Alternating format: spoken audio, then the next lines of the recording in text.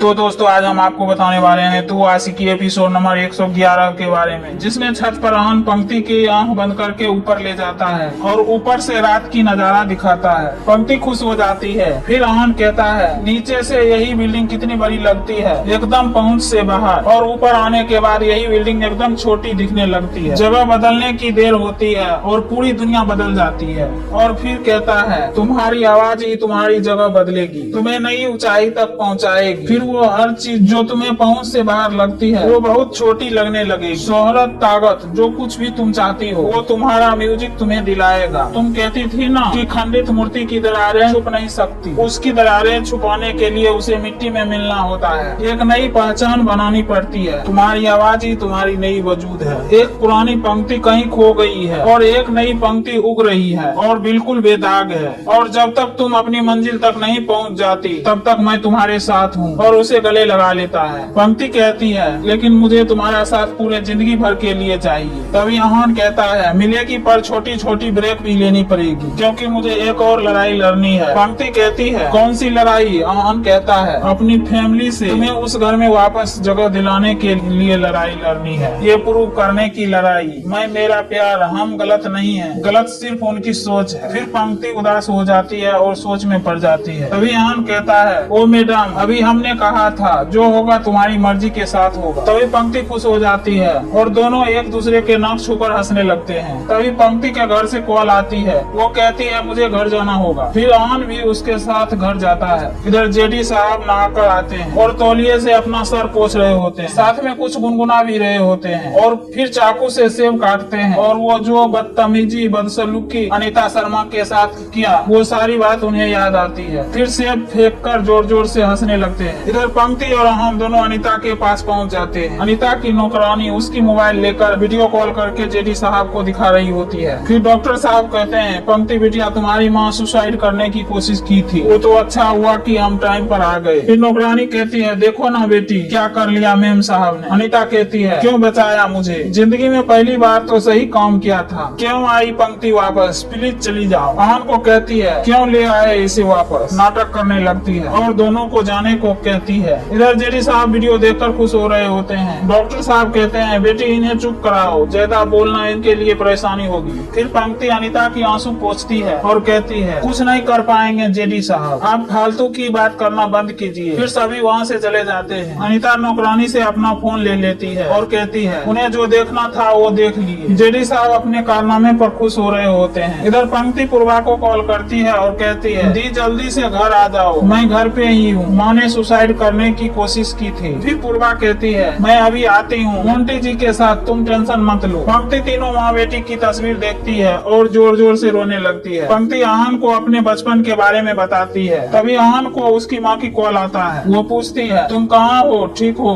आहन कहता है हाँ माँ मैं ठीक हूँ, पंक्ति के घर पे हूँ और पंक्ति की माँ ने सुसाइड करने की कोशिश की थी। फिर पंक्ति आहन को घर जाने के लिए कहती है। आहन कहता है नहीं मैं तुम्हें मैं यहाँ अकेला छोड़कर नहीं जा सकता, तुम भी मेरे साथ चलो। पंक्ति रोने लगती है और कहती है मैं नहीं जानती कि मेरी माँ मुझसे प्यार करती है या नहीं, लेकिन मैं उनसे बहुत प्यार करती हूँ। माँ को हमारी जरूरत है। इतना सब कुछ हो जाने के बाद भी मैं नहीं चाहती कि माँ तकलीफ में रहे, मैं यहीं रहूंगी। आहन कहता है तुम्हें डर नहीं लगता? पंक्ति कहती है थोड़ा थोड़ा, लेकिन फिर याद आता है कि तुम मेरे साथ हो। ये जगह भले ही नरक हो लेकिन मैं तो यहीं पली बड़ी हूँ। ये जगह डरने वाली थी जब मैं अकेली थी, लेकिन अब तुम मेरे साथ हो तो फिर डरने की क्या बात। मेरी माँ भले ही मेरी जरूरत में मेरे साथ न दिया हो, लेकिन मैं उनके जैसा नहीं हूँ, मैं उनके साथ रहना चाहती हूँ। और वैसे भी जब कब्र स्थान में रात गुजारी तो यहाँ पर किस बात की डर है। फिर आहन कहता है अपना ख्याल रखना और वो वहाँ से चला जाता है। इधर जेडी साहब बहुत खुश नजर आते हैं और वो अपने बीवी से कहते हैं हाय जान। वो पूछती है तुम इतनी लेट कैसे हो गए? फिर जेडी साहब ऑफिस का बहाना करते हैं। तभी उनकी बीवी कहती है अच्छा तो ऑफिस में इतना काम था कि आपका बाल गीले हो गए। वो हैरान हो जाते हैं और बहाने बना देते हैं। फिर वो पूछती है इतनी जल्दी आप सूट कैसे बदल लिए? जेडी साहब फिर से बात टाल देते हैं। फिर उनकी पत्नी कहती है अब आपके साथ रहते रहते ये भी पता चल गया है कि आप अपनी जिंदगी खुद चुन रखे हैं, तो ये सूट उनके लिए है। बताओ तुम अनीता शर्मा के यहाँ गए थे? फिर आहन की माँ कहती है सुना है अनीता शर्मा आत्महत्या करने की कोशिश की थी। जेडी साहब चौंक जाते हैं। क्या? जैसे वो कुछ जानते ही नहीं थे। तभी उधर से आहन आ जाता है और गुस्से में कहता है, अनीता शर्मा तो सेफ है, पर अब आप सेफ नहीं रहेंगे। सभी चौंक कर आहान को देखने लगते हैं। तो इसके आगे क्या होगा, आहान जेडी साहब के साथ क्या करेंगे, सबसे पहले जानने के लिए इस वीडियो को लाइक करके चैनल को सब्सक्राइब कर लें और कमेंट बॉक्स में एक कमेंट कर दें। अगर आप लोग ये काम करते हैं तो मैं सबसे पहले इसका अगला एपिसोड अपलोड कर दूंगा। बाकी इसके आगे तुआस्की का एपिसोड नंबर 110 चलेगा। तो अगर आपने उस एपिसोड को ऑलरेडी देख रखा है तो आप इस वीडियो को यहीं पे छोड़ के जा सकते हैं। अगर आपने नहीं देखा तो एक बार जरूर से देख लीजिए।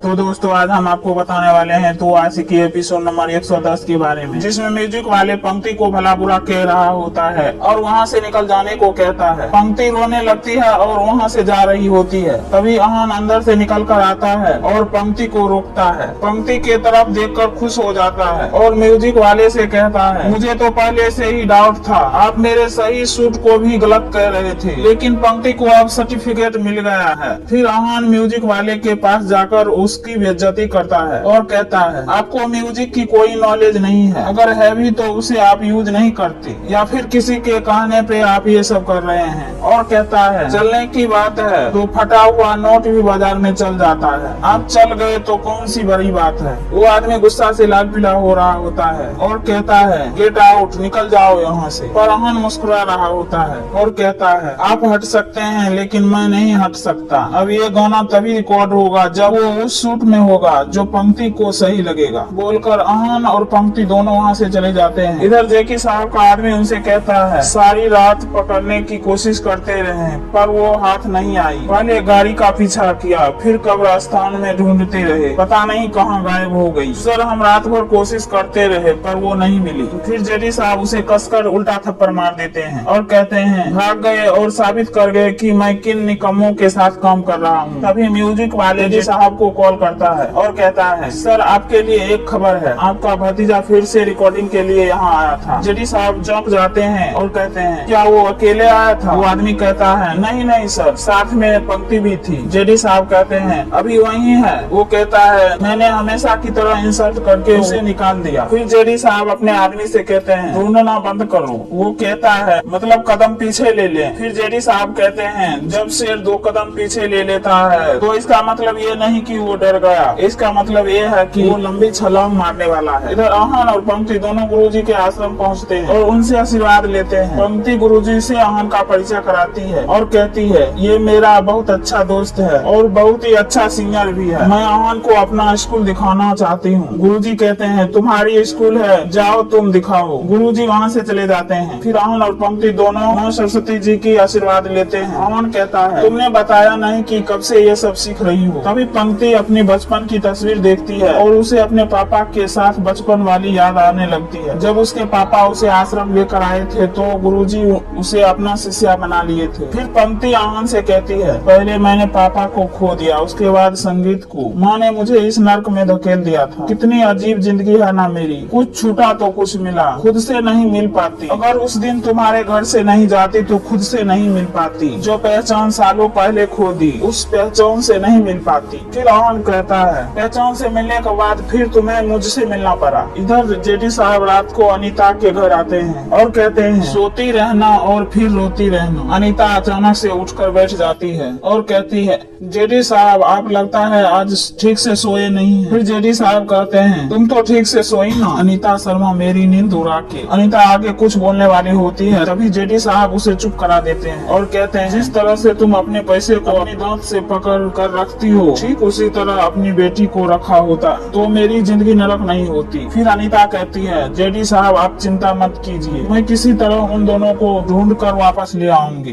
फिर ऐसा जादू चलाऊंगी कि दोनों को जिंदगी भर आपकी सेवा करते रहेंगे। जेडी साहब हंसने लगते हैं और कहते हैं, किसको वापस लाओगे, पूर्वा को मुंटी के पास से, वो वही है ना। फिर अनीता दूसरी तरफ मुड़ जाती है और कहती है, जेडी साहब आप जानते हैं कि वो लड़की मेरे हाथ से निकल गई है, अब आप ही मुझे बताइए मैं उसे कैसे लैंड पे लाऊं। फिर जेडी साहब कहते हैं, चलो तुम्हें कम से कम इतना तो पता है कि पूर्वा कहाँ है, लेकिन पंक्ति के बारे में तो तुम्हें कुछ नहीं पता होगा, पंक्ति कहाँ है। और अनीता कहती है। फिर जेडी साहब अनीता की बाल जोर से खींचते हुए उस पर चिल्लाकर कहते हैं, अनीता शर्मा पंक्ति कहाँ है। अनीता कहती है, मुझे नहीं पता है कि वो कहाँ है। जैन साहब उसे जबरदस्ती बैठा देते हैं और कहते हैं, तुम्हें उसके बारे में पता है जो मेरे काम की नहीं है और उसके बारे में पता नहीं है जो मेरे सबसे ज्यादा काम की है। इतनी सीधी हो तुम, बिल्कुल जलेबी की तरह। इतना सीधा भी होना ठीक नहीं। और उंगली मोड़ देते हैं। अनीता चिल्लाने लगती है पर वो नहीं छोड़ते हैं और कहते हैं तुम्हारा पिंजरा कमजोर हो गया। अनीता कहती है जेडी साहब आप चिंता मत कीजिए, मैं इस बार उसकी पर ही काट दूंगी और उसे मोटी रस्सी से बांध कर रखूंगी। जेडी साहब हंसने लगते हैं और कहते हैं ये कमीनेपन का वक्त नहीं, प्यार से बात करने की वक्त आ गया है, रस्सी से नहीं रेशम धागे से बांधने का वक्त आ गया। जेडी साहब चाकू हाथ में उठा लेते हैं। इधर आहन पंक्ति को कहता है तुम कितनी अच्छी गा रही थी, एक बार गाना गा के सुनाओ प्लीज, रिक्वेस्ट करने लगता है। फिर पंक्ति गाना गाने लगती है तुझसे ही है मेरी खुशी। फिर दोनों बहुत खुश होते हैं और दोनों मस्ती कर रहे होते हैं। इधर जेडी साहब हाथ में चाकू लिए